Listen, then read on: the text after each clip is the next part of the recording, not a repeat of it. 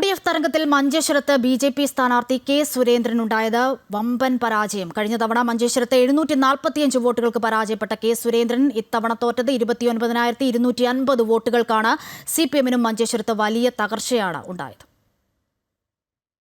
ബി.ജെ.പിയെ സംബന്ധിച്ച് A class മണ്ഡലമായി പരിഗണിക്കുന്ന മഞ്ചേശ്വരത്ത് UDF തരംഗത്തിൽ കനത്ത തിരിച്ചടിയാണ് സ്ഥാനാർത്ഥി കെ സുരേന്ദ്രന് ഉണ്ടായത്.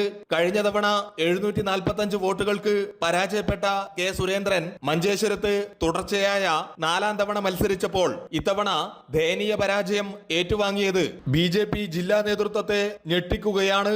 SIR നടപ്പാക്കിയ ശേഷമുള്ള തെരഞ്ഞെടുപ്പിൽ 29,252 വോട്ടിന്റെ വമ്പൻ ഭൂരിപക്ഷ സിറ്റിംഗ് MLA കൂടിയായ AK മഷറഫ് കെ സുരേന്ദ്രനെ പരാജയപ്പെടുത്തി മണ്ഡലത്തിൽ സമ്പൂർണ്ണ UDF ആധിപത്യം കാഴ്ചവെച്ചു. മഞ്ചേശ്വരത്തിന്റെ മതേതര മനസ്സ് ബി.ജെ.പിയെ മലർത്തിയടിച്ചെന്ന് AK മഷറഫ് പറഞ്ഞു. കേരളം UDF-ന്റെ ഒരു തരംഗത്തിലൂടെ കേരളം അധികാരത്തിൽ വരുമ്പോൾ ഒരിക്കൽ കൂടി മതേതര മഞ്ചേശ്വരം വർഗീയതക്കെതിരെ 30,000-ഓളം വരുന്ന ഏറ്റവും മികച്ച ഒരു മാർജിനോടുകൂടി ബി.ജെ.പിയെ മലർത്തിയടിച്ചിരിക്കുന്നു എന്നുള്ളതാണ് ഈ തെരഞ്ഞെടുപ്പിന്റെ ഏറ്റവും വലിയ പ്രത്യേകത.